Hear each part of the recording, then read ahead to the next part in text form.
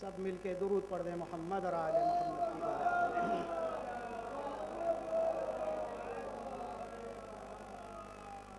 ماشاءاللہ فاتحہ پڑھا گیا۔ یہی فائدہ ہے اس حسین کی سب سے عظیم۔ جب مومنین جمع ہو جاتے ہیں اور کسی کے لیے دعائے مغفرت کرتے ہیں تو فرشتوں کو شرم آتی ہے کہ وہاں کیسے عذاب کو لے جائیں جہاں اتنے مومنین نے فاتحہ بھی جایا ہو۔ درود پڑھ دیں محمد اور آل محمد کی بات، یہ سب سے بڑا فائدہ۔ یہ بھی یا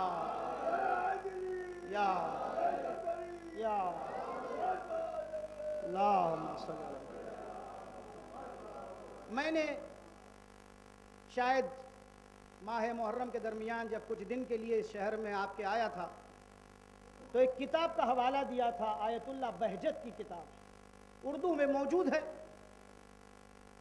جس کو بھی مل جائے، کیونکہ آج کل کتابوں کی بھی بلیک مارکیٹنگ اب ہونے لگی۔ پہلے دنیاوی اعتبار سے ہوتی تھی، اب مذہبی اعتبار سے ہونے لگی ہے۔ جب پڑھنے والے وائٹ ہو تو کتاب کاہے بلیک ہو رہی ہے؟ صلوات پڑھیں محمد اور آل محمد کی بات۔ لیکن بہرحال میں نے اس سے پہلے بھی جملہ کہا تھا کہ اب عزت بچانا مشکل ہے تو کتابوں کی عزت بھی خطرے میں آ گئی ہے۔ تو آیت اللہ بہجت کی ایک کتاب ہے، اس کا نام ہے پردہ نشین۔ میں سلیکٹڈ کتابیں اس لیے کہتا ہوں کیونکہ میں خود بھی اس پر مطالعہ کر چکا ہوں، تو آپ حضرات کے لیے بھی ایک نظرانہ رہے۔ اس میں ان سے بہت سے سوال جواب ہیں کہ آقا یہ ہو رہا ہے، یہ ہو رہا ہے، یہ ہو رہا ہے۔ کینسر کا علاج بھی انہوں نے اس میں بتایا، ڈپریشن کا علاج بھی اس میں بتایا گیا۔ ایک شخص نے آ کے کہا کہ آقا میری دعا قبول نہیں ہو رہی ہے۔ ہوتا ہے، ہر انسان، آپ ہو یا کوئی اور ہو، سبھی دعائیں مانگتے رہتے ہیں، اچھے ہونے کی بھی دعا مانگتے ہیں، توفیقات کی بھی دعا مانگتے ہیں۔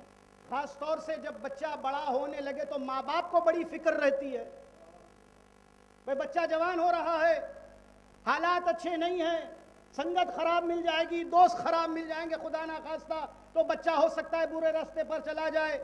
اس جوان کو وہ احساس نہیں ہوتا جو غربت میں ماں باپ تنہائی میں بیٹھ کر اس کے لیے دعا کرتے ہیں۔ جب وہ خود صاحب اولاد ہو جائے تو اسے پتا چلتا ہے احساس پدری کیا ہوتا ہے۔ جوان ہے، گرم خون ہے، اسٹیئرنگ پہ بیٹھے ہوئے تو سمجھتے ہیں ساری کائنات کا اسٹیئرنگ ہمارے ہاتھ میں ہے۔ گاڑی چلا رہے ہیں، اندھا دھند چلاتے ہیں، اسپیڈ نہیں دیکھتے، انہیں نہیں پتا ہر کسی کی اپنی اسپیڈ ہوتی۔ ہائے ہائے، سب کو حدوں میں رہنا چاہیے۔ گاڑی حد میں اس وقت رہتی ہے جب سوار حد میں ہونے لگے۔ صلوات پڑھیں محمد اور آل محمد کی بارگاہ۔ جوانی کا جوش رہتا ہے، کبھی بڑا ظلم ہے۔ بہرحال آپ کے حوالے ہے سوچ۔ آیت اللہ بہجت سے پوچھا گیا، دعائیں قبول نہیں ہو رہی، کیا کرنا؟ کا ایک الحمد کا سورہ پڑھ دو، 3 قل اللہ پڑھ دو، اور اسے بخش دو ان مرحومین کو جو ائمہ کے حرم میں دفن ہے۔ کہاں لے کے جا رہا ہوں میں آپ کو بھائی؟ کہاں دفن ہے؟ ائمہ کے حرم میں۔ چاہے وہ متقی، پرہیزگار، نیک نصیب انسان وہاں جا کے دفن ہوا۔ کتنی بڑی قسمت کہ اماموں کے جوار میں جگہ نصیب ہوئی۔ اسی لیے ہم دعا کرتے ہیں خدا انہیں معصومین کے جوار میں جگہ عنایت فرمائے۔ اس کا مطلب ہی یہی ہوتا ہے، مرنے والا چاہے یا مر جائے، روح جوار امام میں پہنچ جاتی ہے۔ صلوات پڑھے محمد اور آل محمد کی بارگاہ میں۔ یہ ہے مقصد۔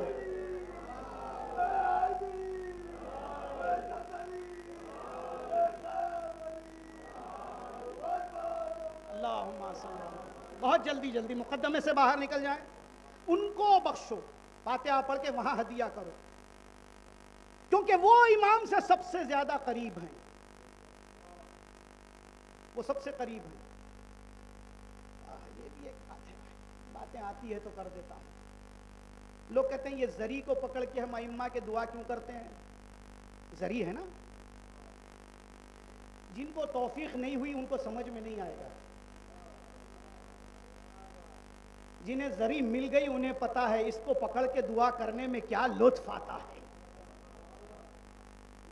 جو اب تک زیارت پر نہیں گئے، خدا کم از کم ان کو ایک مرتبہ ان جگہوں کی زیارت نصیب فرمائے. جو جا کر آئے ہیں خدا انہیں بار بار ان اماکن کی زیارت نصیب فرمائے. جانتے ہیں اب امام کے قبر سے سب سے زیادہ قریب کون سی چیز ہوتی ہے؟ قبر سے سب سے زیادہ قریب زری ہوتی ہے. سب سے زیادہ قریب قبر کے کون سی چیز ہوتی ہے؟ زری ہوتی ہے. کتنا بڑا مقام ہے اس زری کا بھی، جس کو یہ نصیب ہو گیا کہ وہ جوار امام میں خود موجود ہے اور لوگوں کے دعاؤں کا ذریعہ بن رہی ہے. دعا تو امام سے ہو رہی ہے، مناجات تو امام سے ہو رہی ہے، توسل تو وہاں ہو رہا ہے. کیا نصیب ہے اس کا. آقا نے فرمایا کہ تم جب ایک فاتحہ پڑھ کے وہاں بخشو گے تو فائدہ کیا ہوگا. یہ بزرگ ہستیاں ہیں. بزرگ لوگوں کی عادت کیا ہوتی ہے پتہ ہے آپ کو؟ جب ان کو کوئی آپ تحفہ دیجیے نا، پہلے تو وہ چھوٹے کا تحفہ ہوتا ہے، اب قبول ہی کرنا ہے تو قبول کر لیتے ہیں چھوٹوں کا. لیکن بزرگوں کی عادت یہ ہوتی ہے اس میں کچھ اور اضافہ کر کے پھر چھوٹے کو تحفہ ملا نا لیکن چھوٹے کو واپس دینا ہے تو تھوڑا اور اضافہ کر دیتے ہیں. 100 روپے آپ نے دیے، اس نے اور 50 ملا کے، اگر 100 کے 100 واپس کریں گے تو بزرگی خطرے میں آ جائے گی. وہ 50 روپے اور ڈال کے کہتے ہیں بیٹے آپ نے ہمارا خیال رکھا، لیجئے ہماری طرف سے تحفہ قبول فرمائیے. اب وہ جو بچہ تحفہ دے رہا ہے، خرد تحفہ دے رہا ہے کس کو؟ وہ جو ان ماکن میں ہے، ان مقامات پر ہے، وہ آواز دیتے ہیں اگر وہاں سے تیری دعا قبول نہیں ہو رہی ہے، ہم یہاں نزدیک میں ہے تیرے لیے دعا کر دیں گے.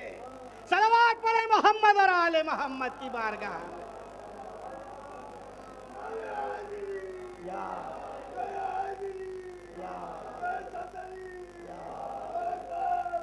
یا اللہم صلی اللہ. عزیزو کہیں بھی بیٹھے ہوں آپ، دکان میں بیٹھے ہوں، گھر میں بیٹھے ہوں، اسکول میں بیٹھے ہوں، رستے پر ہو، کہیں بھی ہو، جب بھی فرصت مل جائے فاتحہ پڑھ کے اپنے مرحومین کو ضرور بخشیں. اس میں وضو کی شرط نہیں ہے، وضو ضروری نہیں ہے. فاتحہ پڑھنے کے لیے وضو لازم نہیں ہے، آپ کبھی بھی پڑھ سکتے. دن میں کم سے کم ایک مرتبہ اپنے محسنین کو یاد تو کر لیا. کبھی دادی ماں نے گود میں اٹھایا ہوگا، کبھی نانی ماں نے گود میں اٹھایا ہوگا، دنیا سے چلی گئی ہوگی. اور بھی بہت اساتذہ ہیں، مخلص ہیں، نیک لوگ ہیں، ہر کسی کے ذہن پہ کچھ لوگوں کا راج ہوتا ہے، وہ ان کے ذہن پر حکومت کرتے ہیں. ان کے لیے دعا کریں. زندہ ہے تو ملاقات کر کے، دنیا سے جا چکے ہیں تو ان کے لیے فاتحہ پڑھ کے کہ کم سے کم وہ رشتہ باقی رہے، فاتحے کے ذریعے سے رشتہ نہ ٹوٹنے پائے. اسی لیے علامہ اختر زیدی صاحب نے کیا خوب بات کہی، ایسا بندہ ہے جسے لم یزلی کہتے ہیں، اب تو معبود کے رشتے کو علی کہتے ہیں. صلوات پڑھ دیں محمد اور آل محمد کی.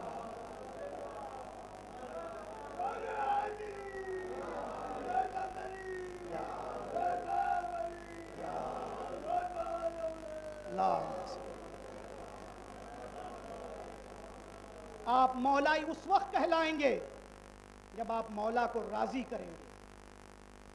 اگر کسی کا مولا کسی سے ناراض ہو تو وہ مولائی نہیں بن سکتا. مولائی بننے کے لیے رضاعت مولا شرط ہے اور اپنی طرف سے نہیں، وہاں سے رضا شرط ہے. اور ہمارے یہاں تو کرشمے بڑے ہیں، خود کے مولائی ہونے کے بارے میں کوئی یقین نہیں ہے، دوسروں کو مولائی ہونے کی سند دیتے. درود پڑھ دینا محمد اور آل محمد کی بارگاہ میں.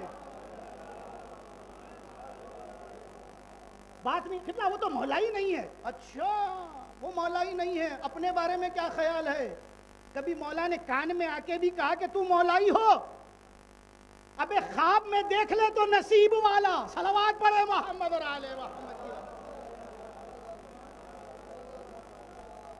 بڑی آسان ہو گئی بھائی یہ سند بٹنا ہے نا. ہر چبوترے پر، ہر چورستے پر، ہر گلی میں، ہر کوچے میں.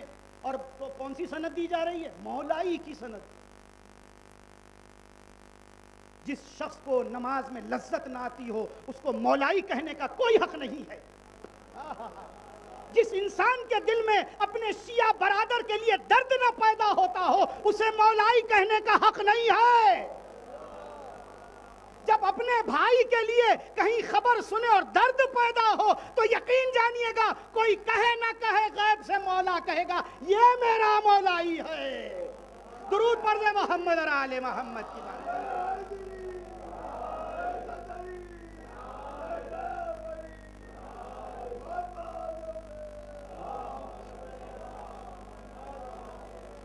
میں نے کبھی ایک جملہ کہا تھا، شاید اذاخان زہرا کی مجلس میں ہی کہا تھا، جب ہم ابھی زیارتوں میں تھے، عمرے اور زیارتوں کے لیے آپ کی دعاؤں سے گئے تھے.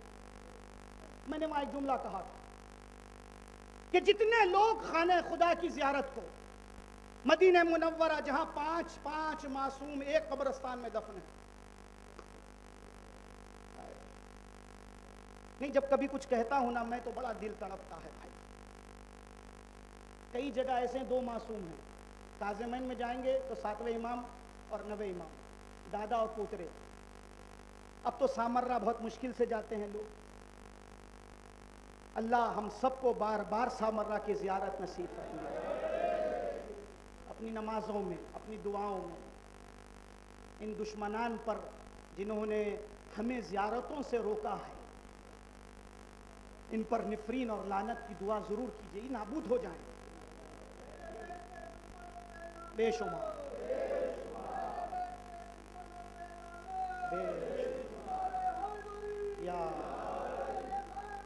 یا اللہم صل. بھیا آپ مجھ سے زیادہ خبریں پڑھتے ہیں، نیوز دیکھتے ہیں. تاریخ شیعت میں سب سے زیادہ مصیبت میں آج شیعہ ہے. اس سے پہلے بھی شیعوں پر بڑی بڑی مصیبتیں آئی تھیں، مگر اب ہمارے حرموں میں خطرہ ہے. کتنا عرصہ ہو گیا کہ لوگ شام نہیں جا سکتے. جس کو پوچھئے شام نہیں جا سکتے. کل ہی بڑی جنگ چھڑی وہاں. دشمن کے ارادے اچھے نہیں ہیں. تو کاظمین بھی بہت مشکل سے جاتے ہیں، سامرہ تو بہت مشکل ہی ہے. 2 امام دفن، 10ویں امام 11ویں امام. اور یقیناً ہمارے اور آپ کے زمانے کے امام حضرت بقیت اللہ امام زمانہ جل اللہ تعالیٰ روحی وارواہ العالمین علی مقدم الفدا. یا اللہم صل.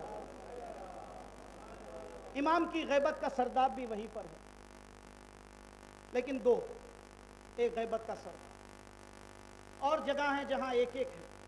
ہاں کربلا میں 72 شہداء ہیں، لیکن امام معصوم صرف مولا امام حسین ہے. نجف میں مولا علی ہے، مشہد میں امام رضا ہے. لیکن جس زمین پر کئی معصوم ایک جگہ دفن ہے وہ بقی کی زمین ہے.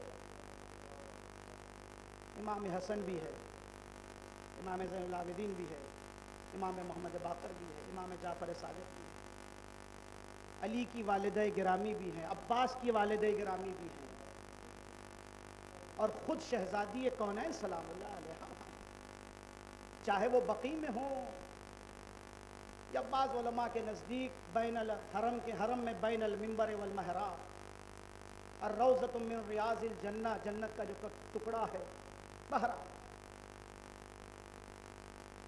میں نے ایک جملہ وہاں زیارتوں میں کہا تھا، آپ کے سماعت کے حوالے کروں. مجھے نہیں پتا میری بات کہاں تک پہنچ پائے گی، لیکن اگر دل میں بات اتر جائے اس پر عمل کیجیے گا. میں نے ایک جملہ وہاں کہا تھا کہ مجھے نہیں پتا کہ اس پورے 1 سال میں آپ نے کون سا ایسا عمل کیا جو آپ کے اور مولا کے بیچ میں ہے. کون سا وہ ایک نیک عمل ہوگا، مجھے نہیں پتا. ہو سکتا ہے کسی غریب کو آپ نے ایک کلچا کھلا دیا ہو، اور یہ کہا مولا یہ میرے اور تیرے بیچ میں کسی کو اس کا پتہ نہ چلے.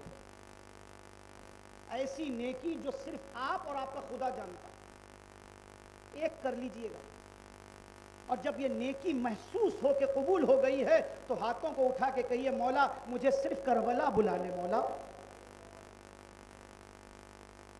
مولا مجھے زیارتوں کو بلا لے. مولا اچھے اعمال کرنے والوں کو کہنے کی ضرورت نہیں پڑتی کہ مولا بلا لے. خود مولا اپنے دست قلم میں لکھتے ہیں کہ یہ میرا زائر بننے والا ہے. اگر آپ کو لگتا ہے آپ کے رشتہ داروں میں کوئی ایسا بچہ ہے جس کی تعلیم حاصل ہو رہی ہے مگر فیس بھرنے کے لیے نہیں ہے, چپکے سے جائیے گا, فیس بھر آئیے گا. چپکے سے, کسی کو پتہ نہ چلے. کون بھر کے گیا نہیں پتا, کوئی بندے خدا آیا تھا, فیس بھری گئی آپ کو پتا چلا کسی کے گھر میں فاقے ہیں, کھانے کو کھانا نہیں ہے, خاموشی سے کچھ کھانا راشن بھجوا دیجئے گا, کسی کو پتا نہ چلے کہ یہ مولا یہ تیرے اور میرے بیچ میں رہ لیتا ہے. ایک نیکی کر لیجئے کوئی ثواب خدمت خلق کا. 10 درجے ثواب ہے مصلی پہ کھڑے ہونے کا, اور 90 درجے ثواب ہے اپنے مومن کے بھائی کو خوش کرنے کا. کیا جملہ کہہ دیا میں نے عزیزو. مصلی پہ کھڑا ہونا 100 میں سے 10 درجے ثواب. خدایا 90 کہاں ملیں گے؟ کہا اگر میرا مومن راضی ہوگا تو میں راضی ہو جاؤں گا. کسی نے آ کے بیمار کربلا سے کہا مولا خدا مجھ پہ رحم نہیں کرتا. کہا جھوٹ بول رہا ہے, تو اس کے مندوں پہ رحم کرنا شروع کر دے, وہ تجھ پہ رحم کرنا شروع کر دے گا. صلوات پڑھ دے محمد اور آل محمد کی بات. ہائے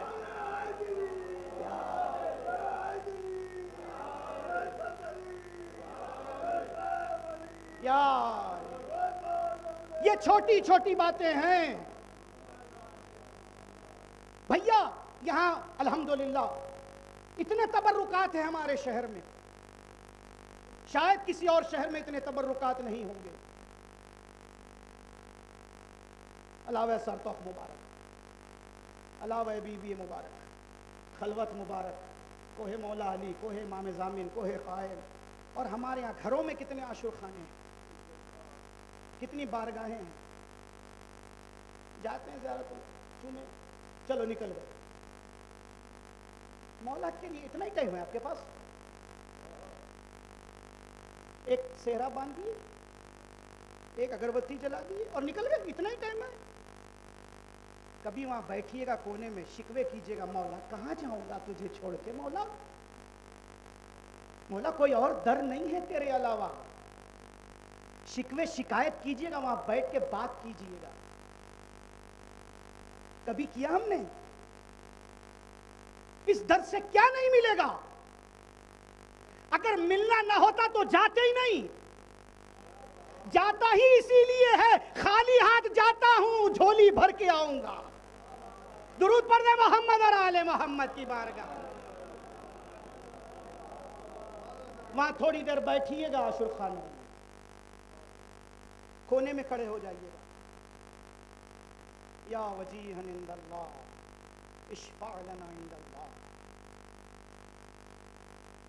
یا ساداتی وموالی انی توجہت بکم ائمتی وعدتی لیوم فقری وحاجتی الاللہ وتوسلت بکم الاللہ واستشفعت بکم الاللہ فاشفعوا لی عند اللہ واستنقذونی من ذنوبی عند اللہ فإنکم وسیلتی الاللہ وبحبکم وبقربکم.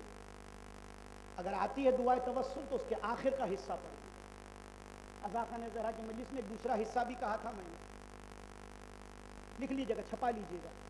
اب آج کل تو سب کے پاس وہ والے فون آ گئے, کیا بولتے اس کو آپ لوگ, ٹچ اسکرین. ہاں یوں کرتے ٹچ اسکرین. اب دین واٹس ایپ رہ گیا ہے. واٹس ایپ پہ حدیث آئے تو معتبر قبلہ بولے تو سوچیں گے صلوات پڑھیے محمد اور آل محمد کی.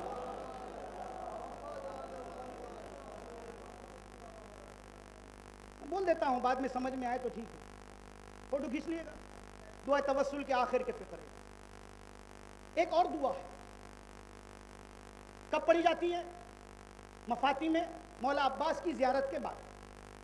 جب زیارت حضرت عباس ختم ہو جاتی ہے تو ظاہر کہتا ہے اللہم انی تعرضت لزیارت اولیائک رغبتاً فی ثوابک ورجاءً لمغفرتک وجزیل احسانک ان تصلی علی محمد وآل محمد وان تجعل رزقی بہم دارا وعیشی بہم قارا وزیارتی بہم مقبولا وحیاتی بہم طیبا وادرجنی ادراج المکرمین واجعلنی ممن ینقلب من زیارتی مشاہد احبائک مفلحا منجحا قد استوجب غفران الذنوب وستر العیوب وکشف الکروب انک اہل التقوی واہل المغفرہ ورحمۃ اللہ وبرکاتہ. درود پڑھ دے محمد.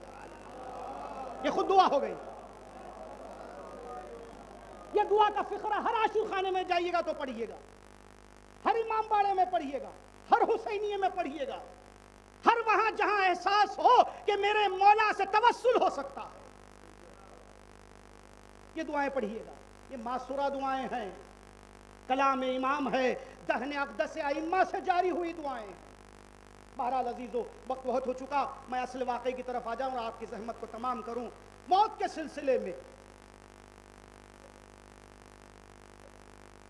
سورہ جمعہ کی آیت پروردگار عالم خطاب کر رہا, یا ایھا الذین ہادو, اے یہودیو, ان زعمتم, اگر تم یہ سمجھتے ہو, گمان کرتے ہو, انکم اولیاء للہ من دون الناس, لوگوں میں سب سے زیادہ تم سپیریئر ہو, اولیاء اللہ ہو, اللہ سے سب سے مقرب ہو, فتمنوا الموت, اپنی موت کی تمنا کرو, ان کنتم صادقین, اگر تم اپنے قول میں سچے ہو.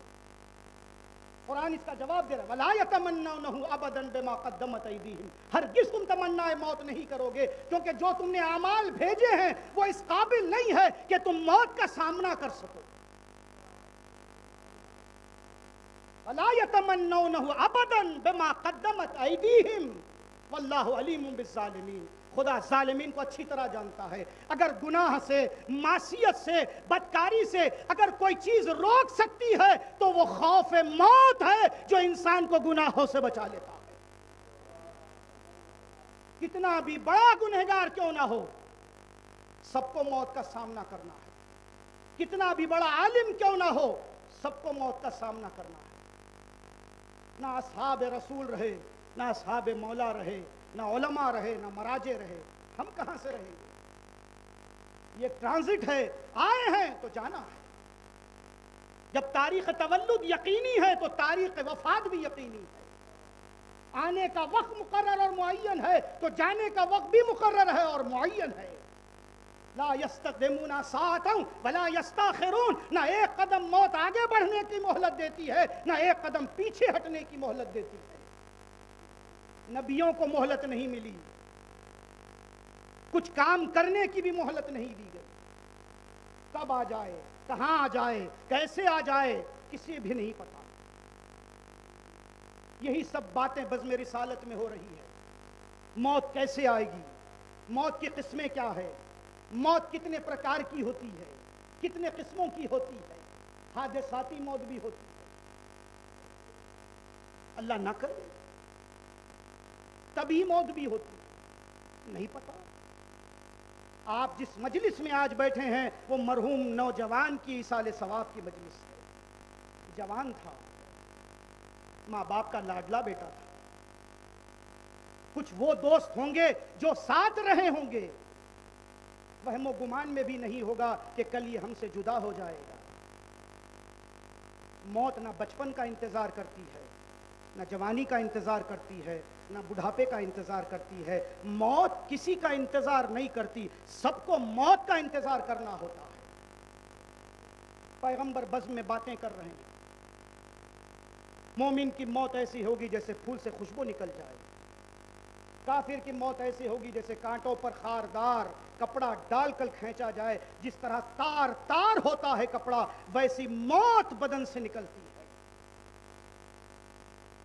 بزم ختم ہوئی, سب چلے گئے. ایک صحابی بیٹھا ہوا,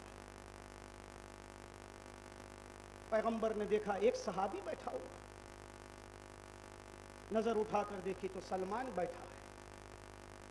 پیغمبر نے کہا سلمان آپ نہیں گئے, سب جا چکے, آپ نہیں گئے؟ کہا یا رسول اللہ ابھی آپ نے جو باتیں بتائی میں نے سنی, لیکن کیا میں کچھ سوال کر سکتا ہوں آپ سے, کچھ پوچھ سکتا ہوں؟ کہا سلمان پوچھو کیا بات ہے؟ کہا اے پیغمبر اتنا بتائیے میری موت کب آئے گی؟ پیغمبر نے سر سے لے کر پیر تک نظر دوڑائی. سلمان اس کا علم خدا کو ہے. یقیناً ہم اہل بیت ہر چیز سے واقف ہیں, ہم بتا سکتے ہیں تمہاری موت کب آئے گی, مگر ہمیں حکم نہیں ہے, ہم نہیں بتا سکتے تمہاری موت کب آئے. مگر سلمان تم ہو بھی سلمان محمدی, اب ایسا بھی نہیں ہے کہ تمہیں یوں ہی چھوڑ دیا جائے. اب سوال پوچھنے والا اگر بھاری بھرکم ہو تو پھر جواب مختصر نہیں ہو سکتا. سوال کرنے والے کا اسٹینڈرڈ بہت ہائی ہے, کیونکہ جتنے اصحاب رسول تھے وہ سب ایک طرف ہے. سلمان کو پیغمبر نے الگ کر کے بتایا سب منا اہل البیت نہیں ہو سکتے, منا اہل البیت بننے کے لیے سلمان بننا پڑتا ہے.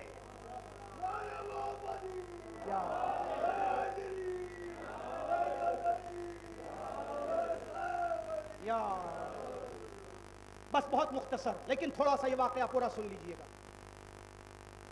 سلمان موت کا وقت تو نہیں بتائیں گے, لیکن کچھ نشانیاں بتا دیتے ہیں, کچھ سمبلز, کچھ علامتیں. جب یہ علامتیں مکمل ہو جائے سلمان سمجھنا تمہاری موت کا وقت قریب آ چکا. پیش کر دوں پورے واقعے کو یا آپ تھک گئے؟ ہاں یہ ذرا ہاں سمجھ جائیں, بہت آرام سے سنیے گا, بہت آرام سے. سلمان, پہلی علامت, آپ کی موت, آپ کی وفات, دنیا سے گزرنے کا وقت میرے دنیا سے جانے کے بعد ہے. یعنی جب تک میں زندہ ہوں آپ میرے سامنے دنیا سے, یہ کون بول سکتا ہے جس کے پاس اتنا تو علم ہے نا, اتنی گارنٹی تو پیغمبر خود لے رہے ہیں کہ آپ میری زندگی میں باحیات رہنے والے ہیں. یا رسول اللہ اور کوئی نشانی؟ کہاں سلمان. دوسری نشانی یہ ہے کہ آپ کی موت مکے اور مدینے میں نہیں آئے گی. رہ رہے ہیں مدینے میں, اب اس وقت مسلمانوں کے دو ہی تو شہر ہیں, مکہ یا مدینہ, ہے نا بھائی. مگر آپ کی موت مکے اور مدینے میں نہیں آئے گی, اس کے باہر. عجب, مکے اور مدینے میں نہیں, کہا نہیں. یا رسول اللہ کوئی اور نشانی؟ کہا تیسری نشانی, موت سے پہلے آپ اتنے بیمار ہو جائیں گے کہ بستر سے اٹھنے کی طاقت بھی نہیں رہے گی, یعنی بالکل فرشی ہو جائیں گے آپ. دنیا سے جانے سے پہلے آپ بستر پہ آ جائیں گے, چلتے چلتے موت نہیں آ جائے گی, آرام سے کوئی موت نہیں آ جائے گی, آپ فرشی ہو جائیں گے, بستر پہ آ جائیں گے, اٹھنے کی بھی طاقت نہیں رہے گی, آپ کو سہارا دے کے اٹھانا پڑے گا. اچھا یا رسول اللہ کوئی اور نشانی؟ کہا چوتھی اور آخری نشانی, موت سے پہلے آپ ایک صاحب قبر سے گفتگو کریں گے, ایک میت سے بات چیت کریں گے. جو دنیا سے جا چکا ہے وہ آپ سے ہم کلام ہوگا. سلمان چلو کچھ تو معلوم ہوا نا. دن گزر رہے, پیغمبر کی رحلت کا وقت آ گیا, 28 سفر. وہ جو دنیا کے لیے رحمت تھا سلمان کے لیے بھی رحمت تھا, اس کا جنازہ گھر سے اٹھ رہا, بیٹی باپ کو رخصت کر رہی ہے. اصحاب رسول اپنے اپنے علاقوں میں بیٹھ کر بعد والے منصوبے بنا رہے ہیں. سلمان پیغمبر کے غسل و کفن میں شریک ہے.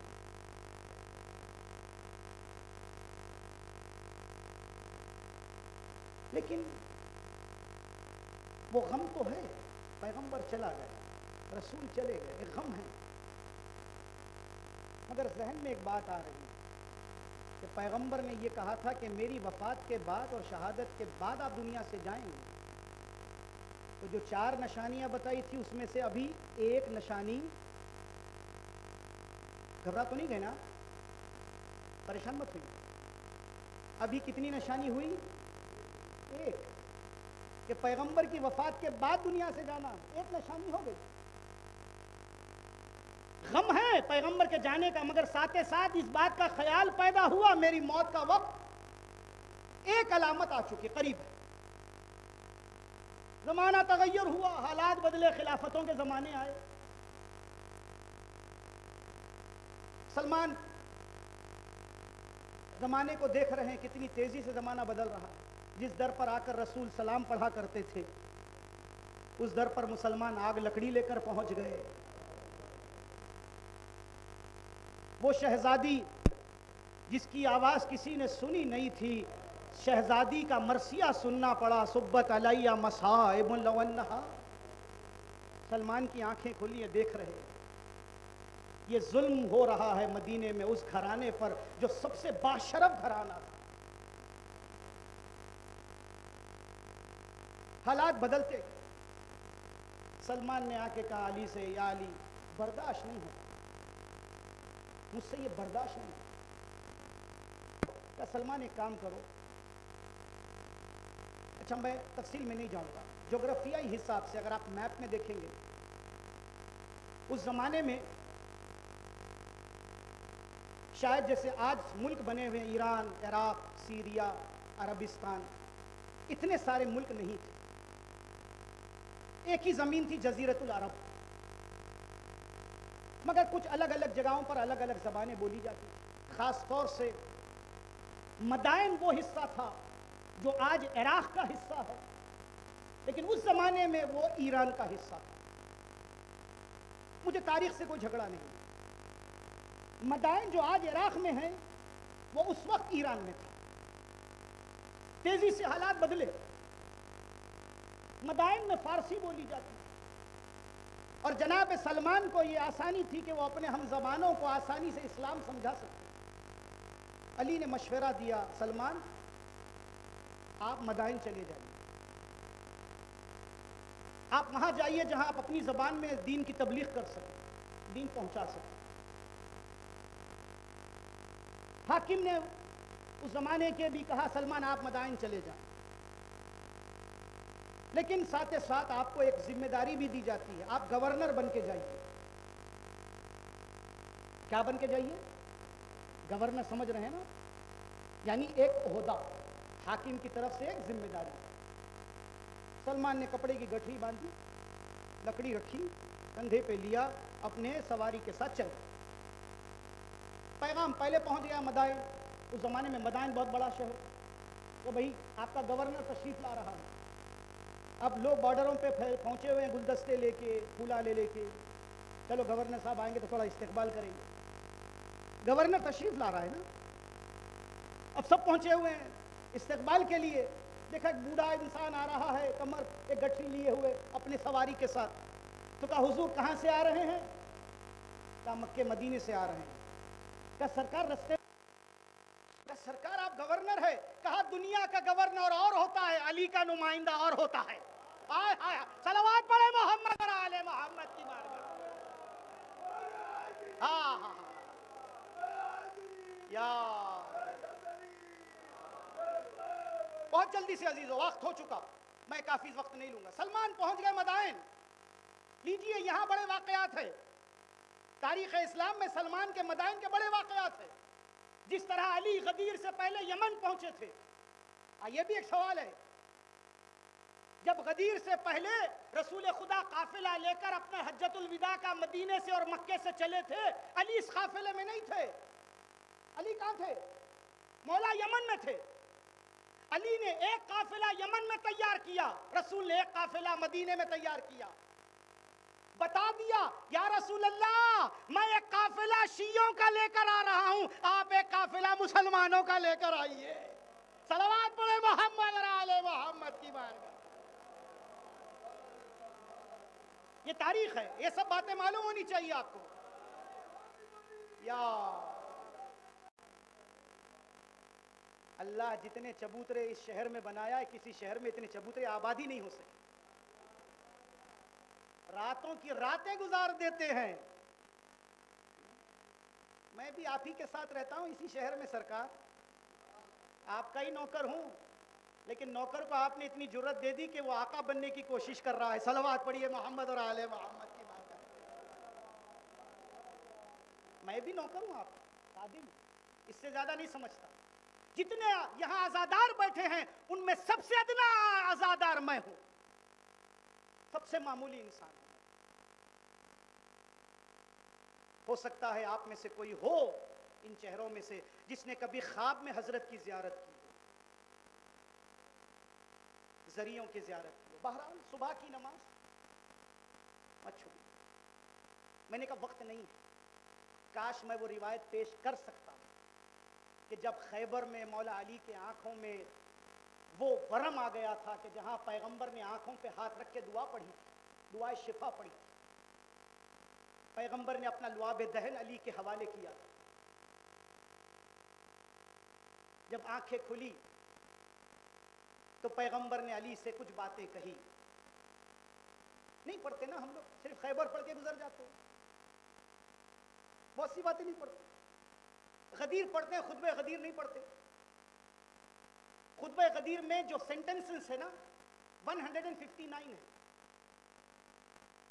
اس میں شروع کے 30 سینٹنس حمد الہی ہے، پھر پیغمبر نے کچھ باتیں کہی ہے۔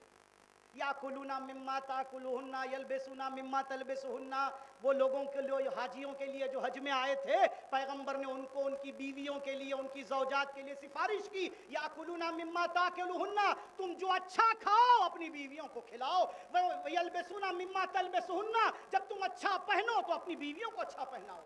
یہ خطبہ غدیر ہے بھائی، خطبہ غدیر ہے۔ خیبر پڑھتے ہیں وہ نہیں پڑھتے، غدیر پڑھتے ہیں وہ نہیں پڑھتے۔ اس میں پیغمبر نے کہا تھا علی، یہ آنکھوں میں جو درد ہو رہا ہے نا، اس کے لیے کچھ دعائیں بتاتا ہوں، اور تعلیم دی پیغمبر نے، دعائے شفا وہاں پر۔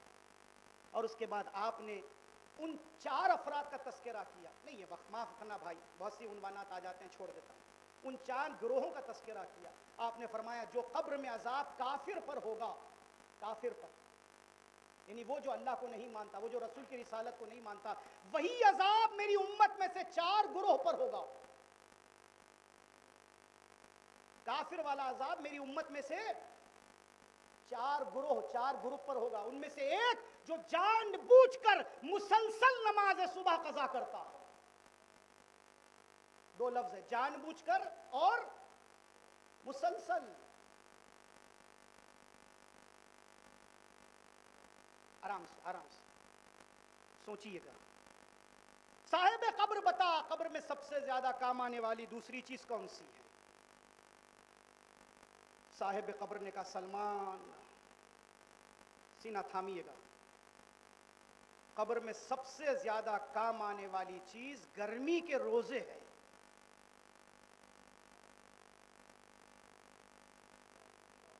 گرمی کے روزے۔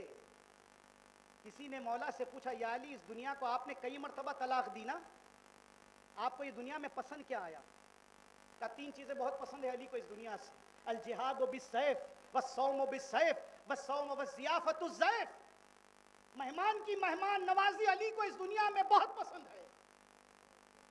جو علی دنیا میں مہمان کی مہمان نوازی پسند کرتا ہے، جب شیعہ قبر میں مہمان علی بن کر جائے گا، وہ ہم مہمان علی بن کر جائیں گے اور آواز دیں گے ہمارا میزبان تو ہمارا مولا و آقا ہے۔ اب ذمہ داری میزبان کی ہے۔ والجہاد بالسیف، علی کو اللہ کی راہ میں جہاد کرنا بہت پسند ہے۔ والصوم بالسیف، گرمی کے روزے علی کو بہت پسند ہے۔ میں چھوڑ رہا ہوں مسلسل پوری بحث کو۔ اے صاحب قبر بتا، قبر میں سب سے زیادہ کام آنے والی تیسری چیز کون سی ہے؟ صاحب قبر نے کہا، اے سلمان، قبر میں سب سے زیادہ کام آنے والی تیسری چیز ہے وہ کار خیر ہے جو مومن دوسرے مومن کو مالی مدد کرتا ہے۔ ایک مومن دوسرے بھائی مومن کو پیسے سے مدد کرتا ہے۔ آیت اللہ العظمی آغا خوئی نے منہاج الصالحین میں لکھا ہے کہ جب تم کسی کی مدد کرو تو ایسے کرو کہ سیدھے ہاتھ سے دو تو بائیں ہاتھ کو بھی خبر نہ ہونے پائے۔ مومن بھائیوں کی مالی مدد، ان کی مال کے ذریعے سے مدد کرنا، ویلفیئر، سماج سیوا، اپنے مومن بھائیوں کو جو تکلیف میں ان کی مالی مدد کرنا۔ میں سب چھوڑ رہا ہوں ورنہ اس پر بھی آتا تو بہت سی باتیں۔ بس آخری بات، اے صاحب قبر بتا سب سے زیادہ قبر میں کام آنے والی چیز کون سی ہے؟ صاحب قبر نے آواز دی، اے سلمان ان تینوں کو ایک طرف رکھو، اب جو بیان کرنے جا رہا ہوں وہ سب سے زیادہ کام آنے والی چیز ہے۔ وہ کیا ہے؟ علی کی محبت لے کر اس دنیا سے رخصت ہو جاؤ، سب سے زیادہ قبر میں کام آئے گا۔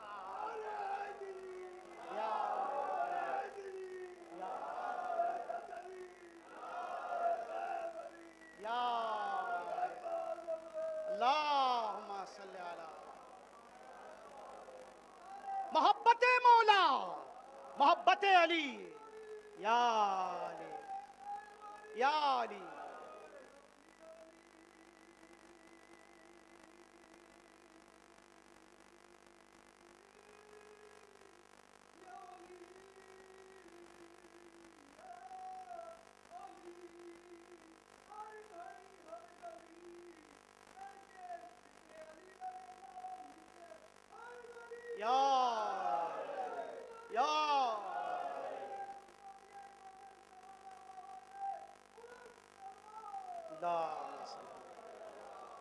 اے صاحب قبر وہ چوتھی چیز کیا ہے؟ صاحب قبر نے آواز دی، ولایت علی، محبت علی، علی کی محبت کا دم بھرنا قبر میں سب سے زیادہ کام آنے والا ہے۔ عزیزو دعا کیجئے گا، اسی لیے میں نے علماء کو بار بار یہ دعا پڑھتے ہوئے سنا، پروردگار ہمارا خاتمہ ایمان اوپر فرما، کیونکہ شیطان اپنی ساری طاقت صرف کر دے گا، کوشش یہ ہوگی کہ اسے اس ولایت سے منحرف کر دیا جائے، اس ولایت سے موڑ دیا جائے۔ سب سے بڑی دولت ایک شیعہ کے لیے، سب سے بڑا خزانہ، سب سے بڑا سرمایہ ولایت محمد اور آل محمد ہے، اپنے زمانے کے امام کی محبت ہے، کربلا والوں کا غم ہے، علی کا ذکر ہے۔ اگر یہ سرمایہ بن جائے تو اس سے بڑا کوئی سرمایہ نہیں ہو سکتا۔ مگر عزیزو کوشش یہ کیجئے گا قبر میں جب جائیں تو علی وہاں پر آئیں گے، علی کو یہ شرمندگی جھیلنی نہ پڑے، آنے والا بے نمازی آیا ہے، آنے والے نے کبھی روزہ نہیں رکھا، آنے والے نے کبھی کوئی مومن بھائی کی مدد نہیں کی، علی کوئی شکایت نہیں کریں گے، علی کوئی شکوہ نہیں کریں گے، مگر اگر علی نے چہرے پر تھوڑا سا وہ غم محسوس کر لیا کہ میرا چاہنے والا خالی ہاتھ آیا ہے، یہ بہت بڑا غم ہے اس چاہنے والے کے لیے جو علی کے پاس پہنچا ہے۔ کوئی مدد نہیں کرے گا میرے دوستوں، نہ دوست آئیں گے، نہ احباب آئیں گے، نہ مال آئے گا، کچھ نہیں آئے گا، قبر میں علی آئیں گے، حسین کا غم آئے گا۔ یقیناً جب ذکر ہے ایک جوان کا تو اسی جوان کا تذکرہ ہو جائے۔ عزیزو ساری دنیا ایک باپ کے لیے ایک طرف اور ماں باپ کے لیے جوان اولاد ایک طرف، اللہ کسی ماں باپ کو جوان کا غم نہ دے۔ جوان بیٹا جب آنکھوں کے سامنے ہوتا ہے ماں باپ کو بڑا چین رہتا ہے، سکون رہتا ہے، لیکن سنیں کربلا میں کہ جہاں لیلا پوچھ رہی ہے ابھی تک میدان میں نہیں گئے، جہاں زینب اون محمد سے پوچھتی ہے ابھی تک میدان میں نہیں گئے، جہاں فروا قاسم سے سوال کرتی ہے ابھی تک میدان میں نہیں گئے۔ ارے کیا جذبہ ہے ان ماؤں کا! ہمارا سلام کربلا کی ماؤں کو جنہوں نے حسین کو بچانے کے لیے اپنی گودیوں کا نذرانہ پیش کر دیا، اپنے بچوں کو حسین پر قربان کر دیا، پنجتن کی آخری نشانی بچ جائے یہ گھرانے کا مقصد ہے۔ بس عزیزو جب اکبر کو اجازت ملی، اکبر خیمے سے باہر نکلے، حمید کہتا ہے ایسے معلوم ہو رہا تھا جیسے کوئی جوان کا لاشا کسی گھر سے باہر نکل رہا ہے۔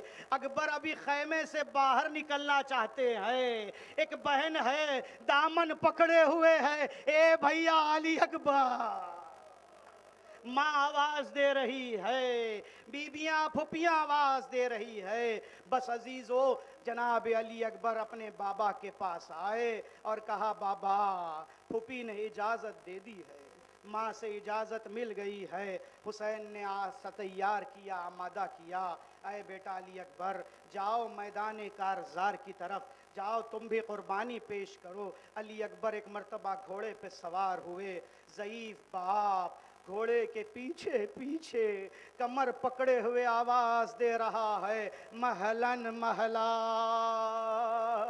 یبن الزہرا۔ لال علی اکبر آہستہ بیٹا آہستہ، بیٹا آہستہ جا میرے لالا آہستہ۔ علی اکبر نے مڑ کے دیکھا، ضعیف باپ کمر پکڑے ہوئے آ رہا ہے، گھوڑے کو روکا، گھوڑے سے اترے اور کہا بابا آپ نے گھوڑے پہ سوار کیا، آپ نے خدا حافظی کی، اب پیچھے پیچھے کیوں آ رہے ہیں؟ سینے پہ ہاتھ رکھیے گا۔ وہ جملہ جو میدان کربلا حسین نے علی اکبر کے حوالے سے کہا، وہ کائنات کے ہر باپ کا غم ہے۔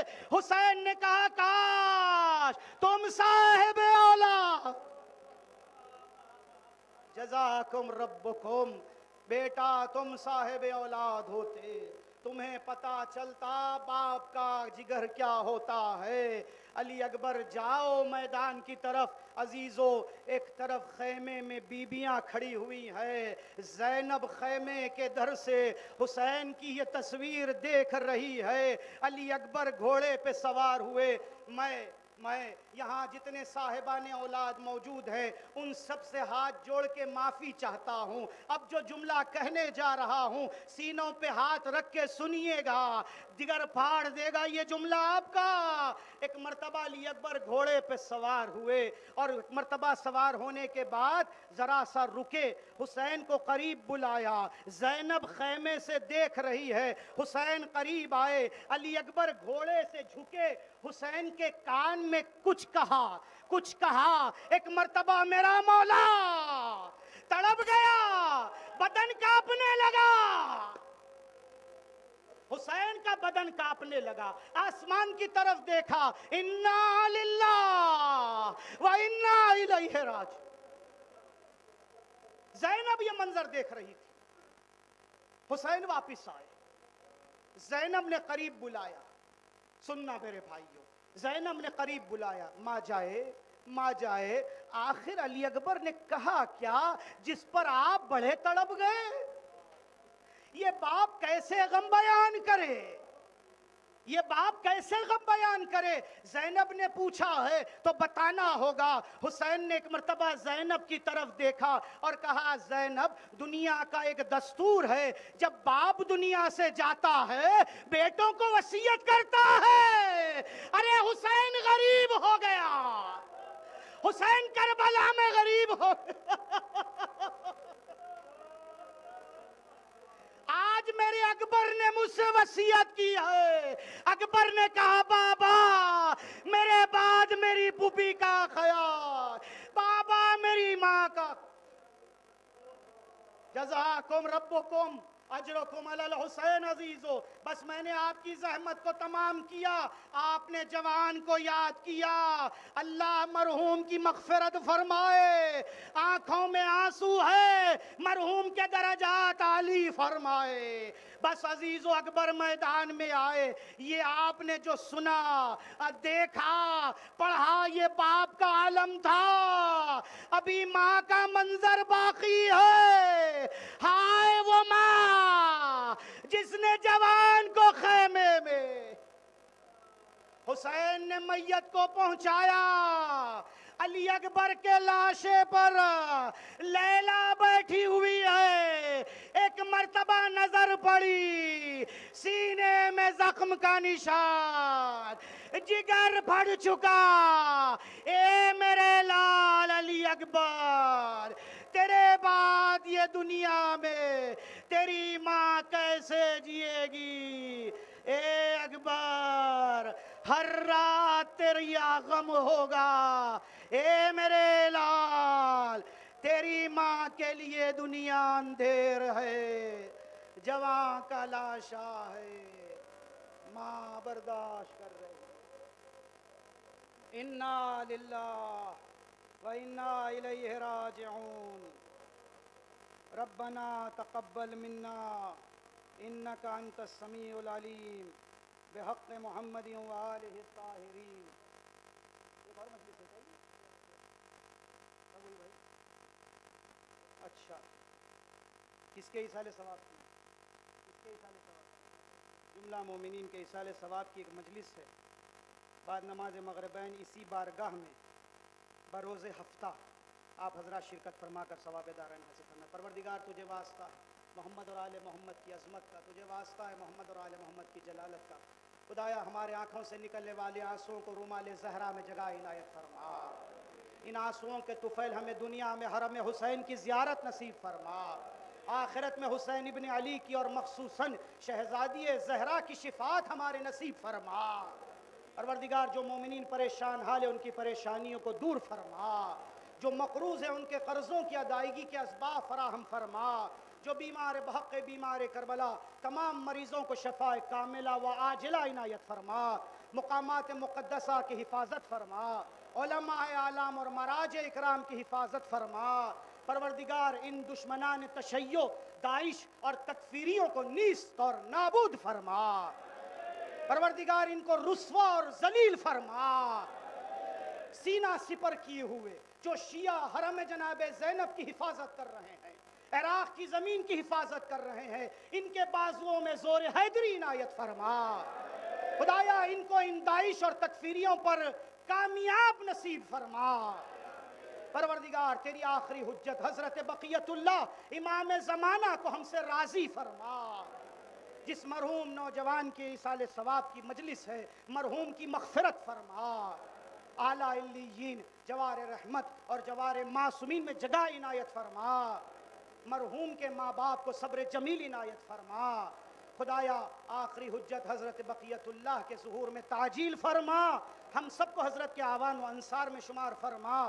تجدیداً آپ حضرات سے معروضہ ہے 1 مرتبہ سورہ حمد اور 3 مرتبہ سورہ اخلاص کی تلاوت فرما کر مرحوم میر حسن علی زوار ابن صابر صاحب بھائی کے فرزند کے روح کے ایصال ثواب کے لیے شاد فرمائیں۔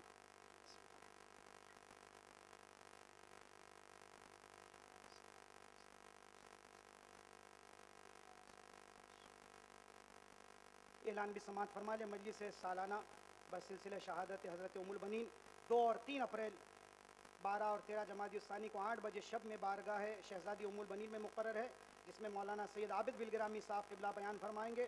خانواد الحاج زوار آغا قمبر حسن اسدی صاحب قبلہ آپ سے شرکت کے متمنی ہیں۔ 13 جمادی الثانی کو مجلس دوپہر میں ٹھیک 1 بجے ہوگی اسی بارگاہ میں۔ زنانے سے بھی گزارش ہے، واجل فی فرج مولانا صاحب الزمان۔